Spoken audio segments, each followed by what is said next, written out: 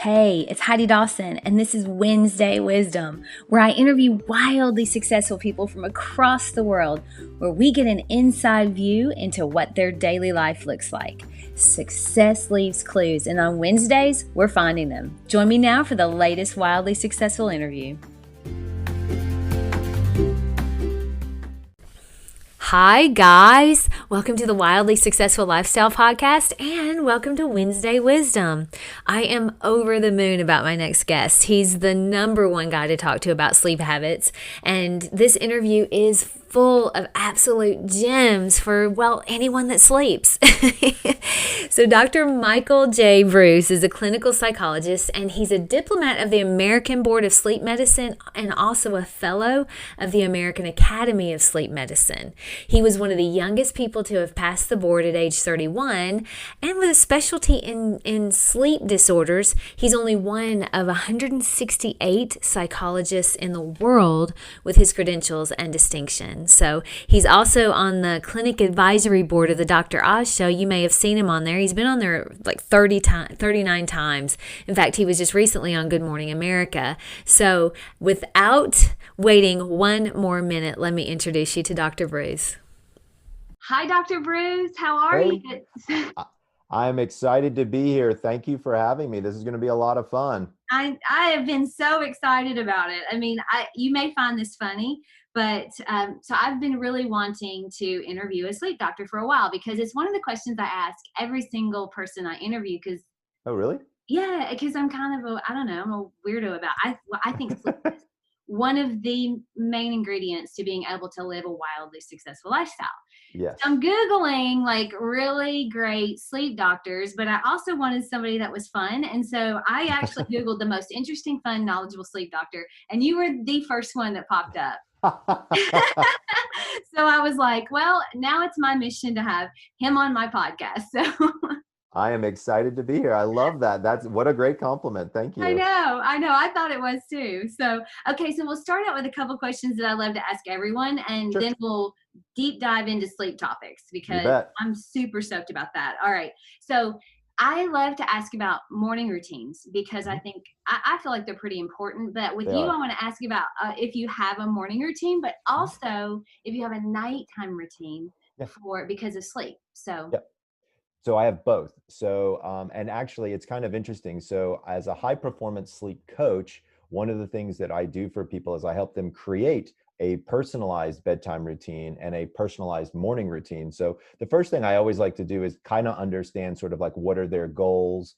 What do they want to do in the mornings? What do they want to do in the evenings? It's not as easy as I want to go to sleep and I want to wake up. There's usually a couple more kind of factors that are going on. So the first thing, let's start with the evening routine first, and then we can walk ourselves into the morning routine. So okay. the first thing I do is oftentimes I ask my patients, look, set an alarm clock, not for waking up, but for an hour before lights out. Um, so what this does is it forces them to actually, and I prefer it actually be an alarm clock, not your phone. And I prefer that the clock is actually located in your bedroom. And so as an example, let's say that your bedtime is 11 o'clock at night. I would want you to set your clock for 10 o'clock at night. This forces you to stand up and walk into the bedroom. So you get all of the visual cues as you're getting in there, right? And you go Okay. to turn off the alarm. Now you know it's time to start getting ready for bed. So what I have people do is take that hour before bed and chop it up into 3 20-minute segments. Now I call this technique a power down hour. Okay. So you Okay. take 20 minutes, the first 20 minutes for just shit you got to do, right? So in my Right. house, it's getting the kids' backpacks together, finding shoes, sports equipment, what have you, right? So typical, parenting stuff, laying out my clothes for the morning, what have you, right? Then you do 20 minutes for hygiene, right? And so that could be you wash your face, brush your teeth, take a shower, things like that. For the women in the audience, there's a critical thing here that a lot of people have never told you about. But Okay. if you wear makeup and you decide to remove your makeup in the evening before bed, you don't want a very, very bright light to be removing it from, because then you're telling your brain it's morning time. So for a lot of women, right, it's amazing. Wow. Like you Okay, give that yourself blows this, my mind. I right. I I take my makeup off every night. I mean, that's just a general rule, but I do it with the lights way on because I Right. want to get all my makeup off. Right, because you want to clean your pores and you want to do all that Yeah. stuff. Like, I totally get it. So one of the things that I tell a lot of my female patients is, if you're comfortable with it and like you're in for the evening or what have you, see if you can take your makeup off at like 8, 7 o'clock. Number one, it's better for your skin anyway, right? Number two, you don't get that blue light exposure in the night, because a lot of women, they've got those pretty mirrors that have the lights all around them, and it's like bam, and you can see it all. But That's me. right, exactly. I But have a little, like a fluorescent one that I really get in there. I'm like, okay, just make sure everything's good before. right, Wow. which is good. But again, you're giving yourself all of this blue light right before bed. So I would recommend that you don't. So that's the 20 minutes of hygiene. And by the way, during the 20 minutes of hygiene, there are a couple of different things that you could do that could be helpful for sleep. So one of the things that I talk about with people is taking a hot bath. Now, this sounds very counterintuitive, because we know that our core body temperature drops around 10:30 at night, and that's a signal for our brain to release melatonin. With my insomnia patients, not my normal folks, but with my insomnia patients, I actually 90 minutes before lights out, I have them take a bath. And I'll tell you why. What we do is we create an artificial increase in their core body temperature by sticking them in a bubble bath that's like 100 degrees. And then when they get out of the bath, their body begins to cool, and it mimics the other cooling that normally would have happened. So we trick the brain a little bit to be able to help them fall asleep. So only for the insomnia folks, instead of it being an hour, go 90 minutes and take a hot bath during that period of time. There's a lot of data to show that it can be very effective. Other things that you can do during that hygiene time, obviously, is brush your teeth, wash your face, things like that. Now, so for some women, they prefer washing their hair in the evenings. Some women prefer washing their hair in the mornings, and some women don't wash their hair every day. So there's differences that can go on in terms of the length of time that you're in a shower or things of that nature, if you happen to be doing those in the evening. I'll let people kind of figure those out on their own, but generally speaking, really, nighttime is about slowing things down, right? It's not about speeding things up. And then the final aspect, the final 20 minutes that you would use would be for some form of meditation, relaxation, or prayer. And so the big thing that I want people to remember is sleep is not an on-off switch. It's more like slowly pulling your foot off the gas and slowly putting your foot on the brake. There's sort of a process that needs to occur there. It's kind of like you need some runway to land the plane, if you will. So giving yourself this 20 minutes to fall asleep is actually a really good idea. Now, many people turn to me and they're like, well, if it takes you 20 minutes to fall asleep, is that like insomnia? No, that is actually the average time it should take somebody to fall asleep. So here's a fact that you might not know, is for people out there, if they fall asleep in less than 5 minutes, that's not good. That's actually a sign of sleep deprivation, right? Because they're so damn Wow. tired Okay. that bam, they're going out. Remember, the process should take about 10 or 15 minutes to fall. If you fall asleep as your head hits the pillow, you ain't getting enough sleep. I You're can tired. guarantee you You that. are You're fatigued. tired. Absolutely. Okay. Okay. Okay. So I use this power down hour as my nighttime routine, and I can set it up in a lot of different ways. Right now, some people might decide, like there's a lot of different things that you can do during this period of time. So some people, for example, may eat very early because, let's say, they're an intermittent faster or something like that. What do you do in the evening times if you start to get hungry? When can you have something to eat? So I don't mind people eating late. But what I like people to do is limit it to about a 250 calorie snack. And you want that to be about 75% carbohydrates and about 25% protein. The reason is carbohydrates increase serotonin in your brain, and that's the calming hormone that helps chill you out. Do you know, I just read that. I think it may have been Dr. Dispenza, maybe, Uh-huh. where he was saying that the reason why we're so addicted to carbs is because it causes us to Yeah. chill out. So Yeah, that's so absolutely. interesting. Well, why do you think we call it comfort food? Yeah, Because it makes us feel comfortable, right? It's all right. about serotonin production. And so, but we have to be careful in the evenings. We like to use carbohydrates as an accelerator for sleep, but you don't want to have too much, right? Because then you might have weight issues or things of that nature. So you really want to be, again, keep it about 250 calories, 75% carbs, 25% protein. So an example of that might be like an apple with some nut butter on it, or like a rice cake with some sliced avocado or something like that. Okay. Those are great little snacks to have handy in the evenings. You want to really stay away from too much processed sugar, of course. And you really, if you can, you want to avoid caffeine after 2 p.m. Most people don't really think about caffeine, but caffeine has a half-life of 6 to 8 hours. And so if you stop at 2, then by about 10, you've got at least half of it out of your system. And so that'll help you out a little bit. Now, my guess is you've got listeners out there, and here's what they're saying to themselves right about now. Huh, sleep doctor. He doesn't know what he's talking about. I can have a cup of coffee at 6 o'clock at dinner and I can go right to sleep. I guarantee you there are people who are listening right now, Oh, and there this is what they're are. thinking. Okay. Definitely. Yeah, because I talked to him and I'm like, no, there's no way. So let me tell you why they're wrong. Okay, Okay. I'm ready. Is they can fall asleep. But remember, sleep, I want everybody to listen close on this one. Sleep is not a quantity game. It's not about the number of minutes or the number of hours. Sleep is a quality game. Okay. And so you might be able to fall asleep with caffeine on board, but if I stick electrodes on top of your head and I measure the quality of your sleep, I can guarantee you it's crap, because caffeine is a stimulant, period. It Yeah. keeps you out of stages 3 and 4, period. So I don't really care what somebody says. You might be able to fall asleep, but the depth of that sleep and the quality of that sleep is definitely not going to be what you're looking for. That is More so routines. so powerful that you're saying that, because I honestly have wondered that. Mhm, I'm one of those people that I have one cup of coffee in the morning and then mhm. that's it. Like if I drink any more caffeine, I'm awake.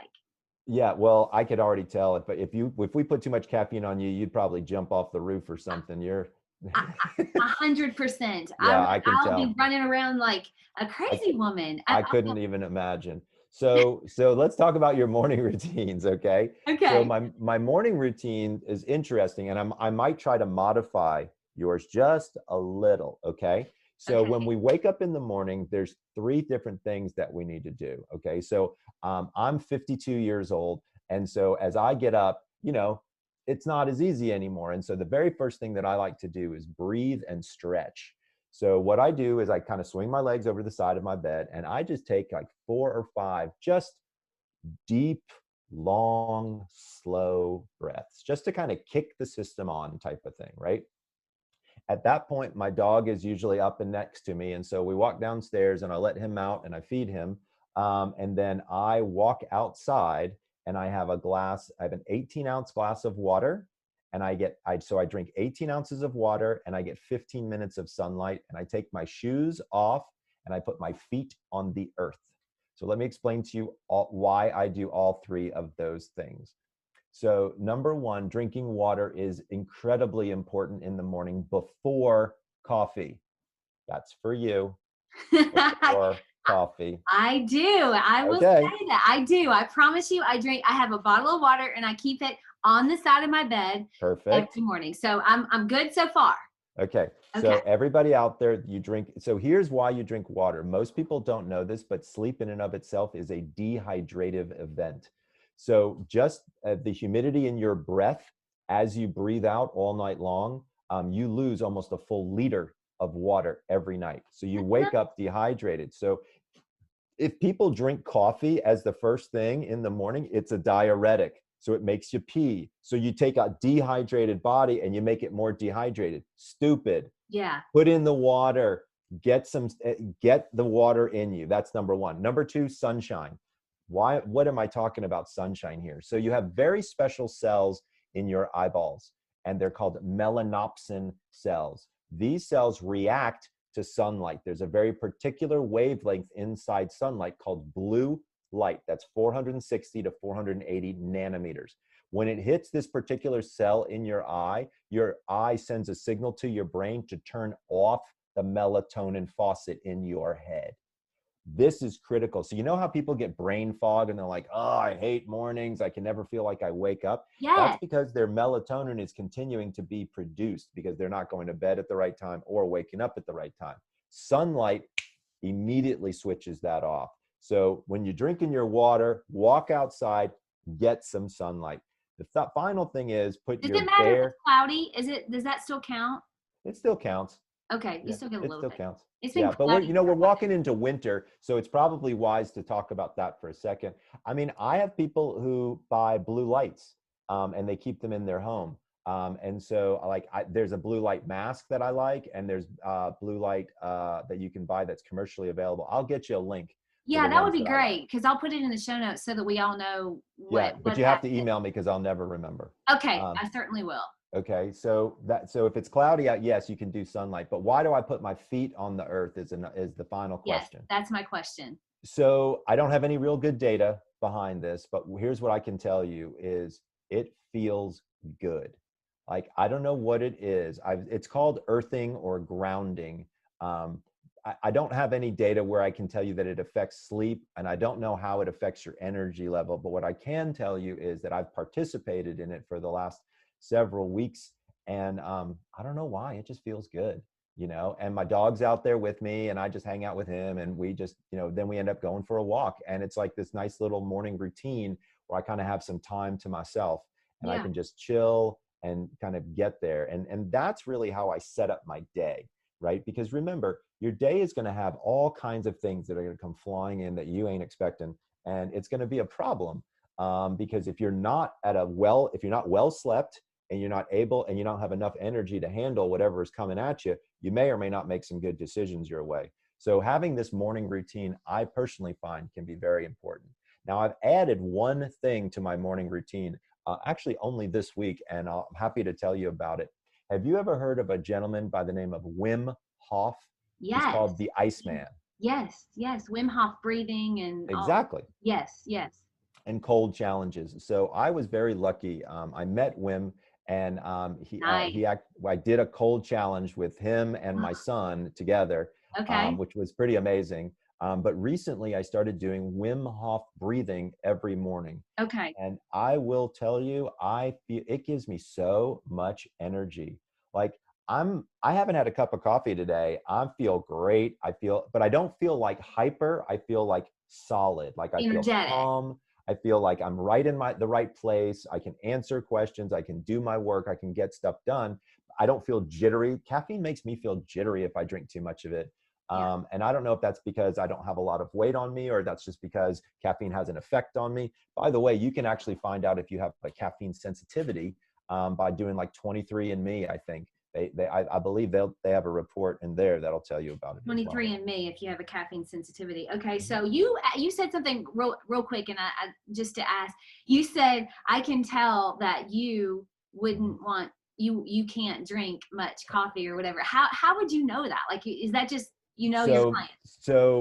so I've been a clinical psychologist for 25 years, and so I Right. can assess people fairly quickly. So I can tell you why. So you have fairly rapid speech. You're pretty lean. You look like somebody that exercises quite a bit. And in our emails, you are very detailed about things. So all of those things put together make me, I think you're almost a type A-ish kind of person. You're a lot like me. I like to just go, go, go. The, That is so true. Yeah. the It's so true. difference between me, though, is it turns out that I'm a night owl. Most of my type A's are early morning folks, and I'm kind of more of a type A at night. Yeah, see, I like to be asleep.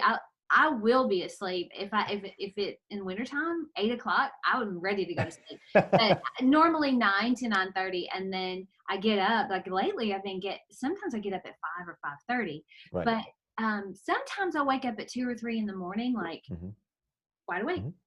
Yeah. And then I'm like, so that happened to me last night, and I was really trying to get good sleep because I was on having a podcast with the sleep doctor, I know and that then happens to everybody. and then and then I'm like, wait a minute, why am I up for 2 hours? And then it's okay because I slept in to Right. 6:45, which is sleeping in for me. So okay, Right. so that's just interesting. That's interesting. I was So curious. yeah. So with my lion, so you'd be what I I call a lion. I am. I took your quiz. There you So go. I did. I So took your quiz, and I am a lion. not a big surprise. That's So wow. Okay, you're blowing my So, mind well, already.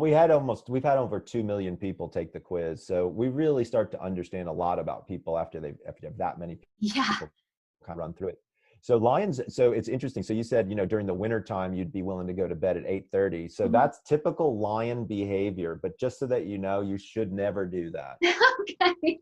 because you'll wake up in the middle of the night like you did, right? Yes. So I'd honestly, if you can stay up until 9:30, even 10 o'clock, which is probably a super late night for you, that's going to be better for you, because it'll have you push past that 5 a.m. and you'll Okay. probably sleep Right. till about 5:30. So Right. just giving yourself a little bit more evening time. And you can use it very, appropriately. You can use, for reading or studying or prayer or meditation or just self-growth. It's so Right. funny because people, I tell them what time to wake up and what time to go to bed. And they're like, I got all this extra time, Michael. What am I supposed to do with it all? And I'm like, idiot, focus on Read. yourself. Read. Yes. Read a book, Yeah. Listen to a podcast. Right. Crack a book, listen to a podcast. Yeah, Exactly. something. I like to read at night because it immediately puts me to sleep. Okay, so now you have convinced me. In fact, this morning I was journaling and I said, do I need to, I'm going to leave this to the universe. Do I need to put my phone down? Is that something that I need to do at night at a certain, hour? And you just saying that confirms for me that I definitely need to do that. And I will. I mean, once I say I'm going to do something, I will do it, but I have to have so now you've given me that motivation. Yeah, absolutely. No, I think that makes sense. And what I tell people all the time about you said two different things that I want to address. So number one, you said you like to read at night before bed. Okay. So here's what I always tell people. So reading at night is great. No problem there. If you're going to have a bedside lamp, you should probably wear blue light blocking glasses. If you can, because that will be helpful. Because remember, we were talking about how that, when you have that light on and you take off your makeup, same holds true if you have a reading light, right? We just don't want that much bright light at night. But and I have to have it up pretty bright to read. So here's what I have people do is, you ever seen those things? They're called the itty bitty book light. It's like the thing that you clip on and then it's got a little thing. Those work the best because they'll illuminate the page, but it doesn't illuminate the room. Okay. Right. And so you can very easily still be able to use it. I love those book lights. I think those work the best. I have one and I'll use it. I just stopped using it because I would check it out. I would do that. But here's the other thing about reading before bed is you're just like most people is you start to fall asleep. So what I tell people all the time is read something before bed that it doesn't matter if you fall asleep during it. Like, you don't want something that you have to pay a lot of attention to. So I usually tell people it's actually better to read fiction than nonfiction. Like, a lot of people like to read self-help books before going to bed. I don't think that's always the best idea, because you start to really evaluate yourself and you start to think about yourself, and then you get like, oh shit, I need to change this and I need to change that. And all of a sudden it's 2 hours later. And my goodness. All of this is so interesting because, it's like, I think I'm doing good, but you're doing great. Right. My brain is wanting, like, it gets so active on, I need to do this, or sometimes I even have to get up and go downstairs and write something down. Yeah, which is hilarious. Okay, don't do that. Okay, something boring, like just a romance novel. Okay, like something ridiculous, something science fiction, whatever your thing is. Horror movies, I don't care. But just something that you can fall asleep maybe and put. Biography, like an autobiography or something. Yeah. Could be some of those. Yeah. So. Some of those. Okay, so how many hours a night do you sleep? So I go to bed around midnight and I wake up around 6:15. So I sleep only 6 hours and 15 minutes, and I'll tell you the story of how that happened. All right. So I started really trying to understand what my genetic sleep schedule should be based on something called my chronotype. So for folks who don't know what the word chronotype is, you've actually heard of the concept before. If you've ever been called an early bird or a night owl, those are chronotypes, okay? So step number one is, if you can figure out what your chronotype is, that actually helps you understand when you should sleep. So we discovered that I'm a night owl, so I should never go to bed before midnight. Okay. Now that would be terrible for you. Oh my gosh, you would freak out if I told you you had to go to bed at midnight. But me, right, exactly. So it looks like we're never going to date, unfortunately. Because you're going to be in bed and I'm going to be awake. I'll be sound asleep for like 4 hours. Right, exactly. No, we'll talk until 9:30. Hopefully we can get you up there. So, step number one is figuring out what time I needed to go to bed. And so it turned out I needed to go to bed around midnight, and I was naturally waking up around 7:30. Okay. Okay. I started to be incredibly consistent. I said, no matter what I do, my light is off at 12. I get out of bed at 7:30, no matter what. Within about 2 weeks, all of a sudden, I was waking up naturally at 7:15. Then about 2 weeks later, I was waking up naturally at 7 o'clock. Then 2 weeks later, I was waking up naturally at 6:45. And it just kept doing that. And all of a sudden, my body just kind of stopped. And so what's happened is, because of the consistency in my sleep schedule, I've compressed my need for sleep. I wake up every day without an alarm, feeling pretty fucking fantastic. Right. And I sleep 6 hours and 13 minutes on average. And so awesome. this has to do with the consistency of the scheduling. Okay. That's the key factor. It's all about consistency. So if people learn one thing from this podcast, get your butt out of bed at the same time every single morning if you can. So what if like including the weekends? My husband is a pilot. Mm-hmm. So he's got it really bad. Yeah. So what would you tell him? Like, what in the world does he do? So I actually just started, I've been working with a company for 5 years called Time Shifter, TIMESHIFTER. So if people go to timeshifter.com, you will see that I have a very special jet lag calculator there. So full disclosure, I'm an investor and a developer of the technology. But it's really amazing. Everybody who's listening can go there and you can use the code TheSleepDoctor and get your first 2 jet lag plans for free. So your husband should go into this thing, and by using light, caffeine, melatonin, and napping, we can do some pretty amazing stuff. Awesome. So is it the Sleep Doctor DR or spelled out? Spelled out. Okay. Sleep Doctor. And what's interesting is now the FAA has come to us and said, we like your technology so much, we're considering instituting it across all aviation. That's incredible. Yeah, it's pretty cool stuff. So we're working on trying to get, all of the guys and gals who are pilots and flight attendants and things like that nature, because they're all screwed up, every single one of them. Oh yeah, I mean he's terrible. There's his sleep times are so off that I couldn't do it. Like I could not function that way. Tell him to get this Time Shifter. I will. I'll get him on there right away. He'll love it. He'll be so excited about that. Yeah, he will absolutely love it. And I'll put it in the show notes too. So everybody listening, you don't have to, if you're driving, don't write it down. I have it for you. So right. So that's the reason why I only sleep 6 hours and 15 minutes is because my sleep has become so compact. Now I monitor my sleep. I have a ring. It's called an Oura, O-U-R-A ring. And I wear Oura and I monitor my activity levels during the day. I monitor my sleep at night. And it gives me insights into different things that I can do. Now, to be fair, listen, everybody, don't go crazy with the sleep tracking, okay? Right. People out there go nuts with this stuff. There's now a new form of insomnia called orthosomnia because people can't stop checking their sleep trackers. Okay? It's a thing. I know. It's a thing. I don't have a sleep tracker, but every single morning, I kid you not, this is the weirdest thing. I count on my hands how many hours I slept. Right. Every single morning I wake up and I'm like, yeah, don't get a tracker. Okay, I won't. Should I get the Oura ring? No, don't. Okay, you'll look at that data all day, every day. You'll lose your mind. Okay, I don't need anything else to blow my mind on anything. So for my high performance sleep coaching clients, every client gets a ring. So I monitor people. What's nice about it is I might be in Los Angeles, but I've got patients who are in New York. I got some in Australia. I got in London.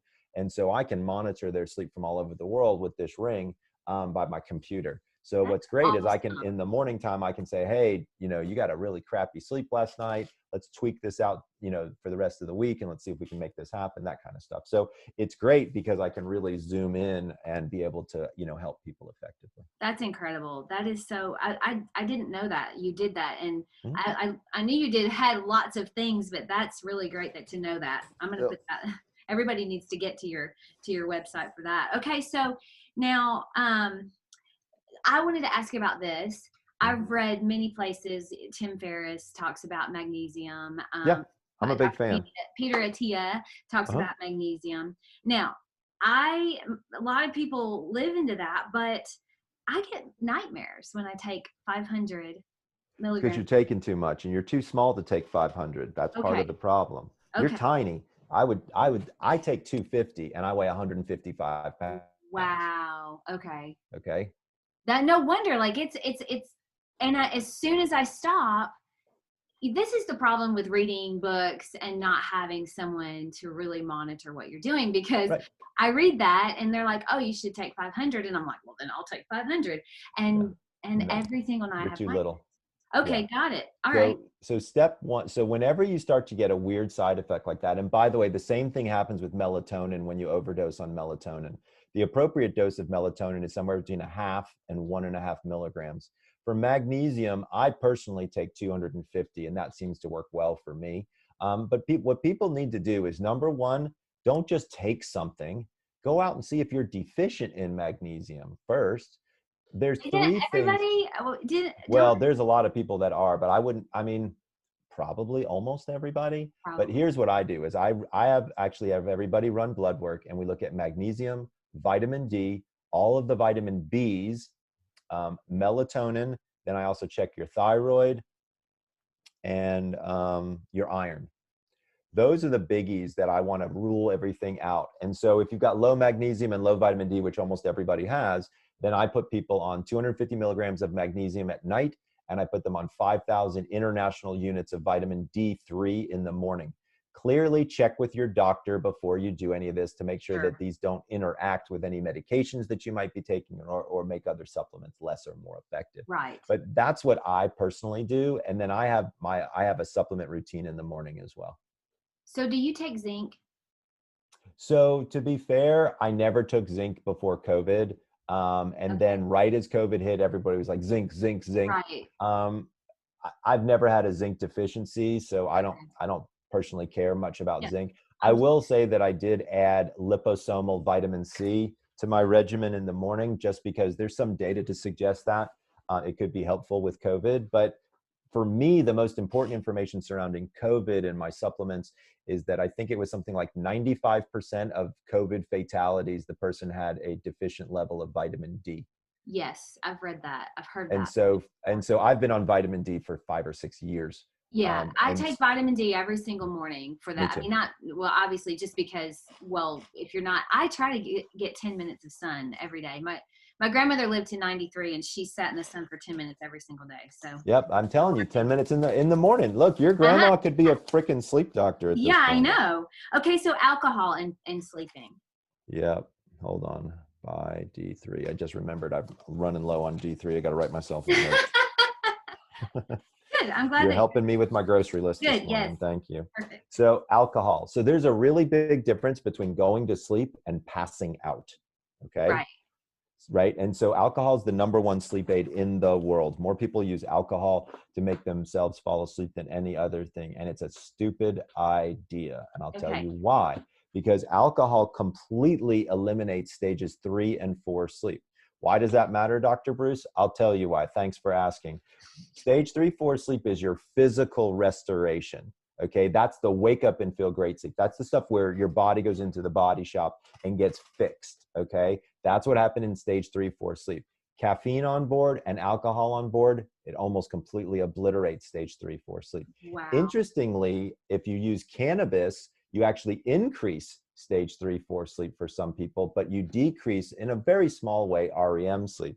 We can talk about cannabis too if you want. I can't remember if it's legal. So cannabis is legal in California, right? Yes, it is. I think we'd get in trouble for it in Tennessee. Probably so. Probably. I mean, all my people, they're all over, but I'd be like, go, do it. And so when you look, so I've actually written several blogs about cannabis, and so if people are interested in learning more, like the technical stuff and what they should or shouldn't do about cannabis and sleep, if you head on over to thesleepdoctor.com, I have a blog that says "Thinking about Cannabis for Insomnia. Consider these things," and that I think people would find that one pretty helpful. So even just like 1 or 2 drinks of alcohol. So let's talk about a good strategy of what we should do here. So I like scotch. Okay. And I like beer, right? I'm not a big wine guy. I'm just not sophisticated enough. But when I drink, you have to think about it. And so the key factor for drinking alcohol is the time period from the last drink to lights out. That time period has the greatest effect on your sleep. So you want to have space between the last drink and the time that you're getting to lights out, okay? So if you drink 1 glass of wine, you would drink 1 glass of water with it, because remember, alcohol is a diuretic and sleep is a dehydrative event, and you would wait 1 hour. It turns out that it takes the average human approximately 1 hour to digest 1 alcoholic beverage. Now that's for the average human. So if you've got a 280-pound guy, that could be different, or a 105-pound girl, that could be different. So, kind of know and understand your body. If you have 2 drinks, right? Then have 2 glasses of water and wait 2 hours. If you hit the third drink, that's where the problems happen. Okay. So when you hit the third ingestion of alcohol, for women, it actually has a tendency to energize them. They have a tendency to get a little more feisty, a little bit, raring to go, have a little bit more fun, that kind of thing. So Right? true. Right. That happens at drink number 3. For guys, they have a tendency to do that, but they also additionally can become more aggressive. Right. And so here's the thing. There's no reason to get to the third drink, is my argument here. You Yeah. want to enjoy a glass of wine? Absolutely. You want to have a cocktail before or after dinner? I don't have a problem with that. But you really want to keep it down, especially during quarantine and COVID. Tension is high. Right. People are stressed. And so people are overdoing the alcohol. They're overdoing the caffeine right now by quite a bit. We're seeing increases by, anywhere from 15 to 30% in the consumption of alcohol, caffeine. And by the way, sleeping pills and anxiety medication is up almost 30%. Yeah. Yeah. So does it wake you up? Like I feel like I've noticed that when I drink a couple glasses of, I usually do Prosecco, I seem to wake up. Like last Yeah. night, I So did what that. happens I went is in there with it's a the friend. sugar and in the alcohol that you burn through, and then your body wakes up. So here's the thing: is what's for some reason people can't seem to get this concept down. When you fall asleep with alcohol on board, you're not falling asleep. You're being anesthetized. Okay. Okay. So think about it like this: if you were going to go in for surgery, right? They stick a needle into your arm, they put you out, they do whatever they need to do, they pull the needle, you wake up. Did you sleep? No, of course you didn't sleep. You Yeah. were anesthetized, Okay. right? That's what alcohol does. And so what happens is after it wears off, your brain is like, oh shit, what happened? And it wakes you up. Yeah. It's like, wait a second, I was just out of it for like 3 hours. I wonder what the heck is going on. And then the sugar gets burned through, and then boom, you're up. And by the way, it's almost like you woke up in the morning half the time, because people get so much energy because they're Right. not Okay. anesthetized anymore. That answers my question. So 2 glasses of wine, though, would that keep you from going into sleep to the 3 and 4? It shouldn't, but Okay. you're small. Okay. So, Yeah. Well, for play me, like I'm right, honestly, I'll be tipsy at 1.5. right. So I'm a And lot. so what I would suggest is play around with it a little, go to 1.5 and then see if you wake up in the middle of the night. And again, play around with the timing before bed. So if you have 2 glasses of wine, wait 2 hours is kind of a general guideline, but it's different for different people. I don't Right. want people to not enjoy their meals or their beverages, but at the same time, just be a little bit more on the responsible side from a sleep perspective, and it really won't have as big an effect. But to be clear, half the reason you have a hangover is because of lack of stage 3-4 sleep. So drinking too close to bedtime will have an effect. Okay, that's just I'm so glad that we talked about that, because a lot of people have that, we've talked about it, and those were some questions that I've gotten. Okay, we passed over this kind of quickly, and I know we're getting to the point to where I know you have to go, but for dreams, Yeah. do they is there do they mean something, or Yeah, so let's talk about it. So it's a really interesting topic. So, I have a podcast called Sleep Success with Dr. Michael Breus. Yes. And on my podcast, I interviewed a dream therapist, not a dream interpreter, but a dream therapist. Those are 2 very different things. So a dream interpreter is basically bullshit. Okay. Nobody really knows what a symbol means in a dream unless you are the dreamer. And then you may have some insight yourself. A dream therapist is very different. So listen to what she does. It was fascinating. If you want to learn something, check out this podcast. Okay, I will. I Do learned you so remember much. what episode it was, or Uh, I can look it up. 9 or 10, I think Okay. it was. Dr. Leslie Ellis. Here's what she does: is she asks you to recall your dream and write it all down. And then you come into a therapy session and you discuss what you were dreaming about. Many people believe that in dream theory, that dreaming is where we actually process through our emotions. So, we have a lot of shit that happens during the day. We Right. can't work through it all in our brain because we No just don't way. have the time, right? So when we're asleep, the theory is this is when we're starting to move through some of that stuff. Now, in truth, there's also something else going on, and this is during REM sleep primarily. We're also moving information from our short-term memory to our long-term memory. So it becomes critically important to get enough REM sleep. So when we're talking about things like alcohol and caffeine, they also have effects on REM sleep, which of course are going to have effects on your memory. Now, one interesting piece of data that I found quite fascinating is a lot of people, especially during COVID, have been concerned about these crazy dreams that they're having these days. They call them quarren dreams, right? So they combine the two, right? I So hadn't heard that. so what is that, and why are people having so many crazy dreams during COVID? So it turns out that when people are sleeping later, because they're not following their bedtime and wake up time schedule, they have more REM sleep. And when you have more REM sleep, you have more dreams, and therefore you have more crazy dreams.